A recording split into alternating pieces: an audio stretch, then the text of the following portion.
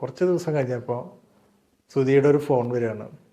ചേട്ടൻ്റെ കുറച്ച് ഫോട്ടോസുകൾ എനിക്ക് അയച്ചു തരണം, ഒരു പ്രത്യേക സിനിമയ്ക്ക് വേണ്ടിയിട്ടാണ്, കാര്യങ്ങളൊക്കെ പിന്നീട് പറയാം, ഇപ്പം ചേട്ടൻ്റെ ഒരു ഫോട്ടോ അയച്ചു എന്ന് പറഞ്ഞു. അപ്പോൾ ഞാൻ ആ സമയത്ത് തന്നെ മൊബൈലിലുള്ള ചില ഫോട്ടോസുകളൊക്കെ അയച്ചു കൊടുത്തു.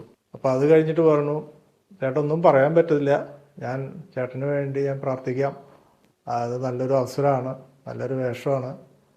അപ്പോഴും ഏത് സിനിമയാണ്, ആരുടെ സിനിമയാണ്, ഏത് പ്രൊഡക്ഷനാണെന്നൊന്നും പറഞ്ഞില്ല. അപ്പം ഞാൻ അയച്ചു കൊടുത്തു, ഞാനതങ്ങനെ വിട്ടു.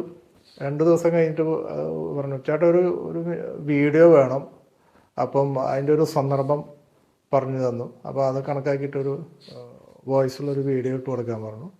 അതും ഇട്ട് കൊടുത്തു. അങ്ങനെ കുറച്ച് ദിവസം കഴിഞ്ഞിട്ട് പറഞ്ഞു, ചേട്ടാ സുധി പറഞ്ഞു, ചേട്ടാ അവർക്ക് അത് താല്പര്യമായിട്ടുണ്ട്, അപ്പോൾ അവർ പ്രൊഡക്ഷനിൽ നിന്ന് വിളിക്കുമെന്ന് പറഞ്ഞു. അങ്ങനെ അത് കഴിഞ്ഞു, പ്രൊഡക്ഷനിൽ വിളി വന്നു, ചെന്നു, ഡയറക്ടറെ കണ്ടു, അതുപോലെ അതിൻ്റെ എഴുത്ത് റൈറ്ററായിട്ടുള്ള ജിഷ്ണനെ കണ്ടു, സംസാരിച്ചു. അപ്പോൾ അവർ ഒരു സന്ദർഭം തന്നു, അപ്പോൾ അത് കാണിച്ചു കൊടുത്തു, തിരിച്ചു പോന്നു. അവർ ഓക്കെ ആയി.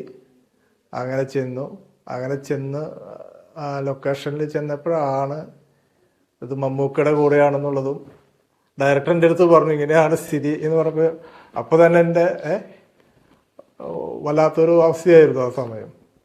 കാരണം നമ്മൾ ചെറുപ്പം മുതൽ തന്നെ കാണുന്ന വലിയൊരു ഒരു പർവ്വതത്തിൻ്റെ മുന്നിലാണല്ലോ നമ്മൾ നിൽക്കുന്നത്. അതിൻ്റെ കാരണക്കാരെന്ന് പറയുന്നത് നമ്മുടെ സുഹൃത്തായിട്ടുള്ള സുധി കോഴിക്കോടാണ്. സുധി കോഴിക്കോടിൻ്റെ അടുത്ത് എത്ര നന്ദി പറഞ്ഞാലും തീരില്ല. അതുപോലെ ചിത്രീകരണ സമയത്ത് മമ്മൂക്കയായാലും അതുപോലെ മമ്മൂട്ടി കമ്പനി ആയാലും ശരി, ടെക്നീഷ്യന്മാരായാലും ശരി, ഇപ്പം director Jithin K Jose, script writer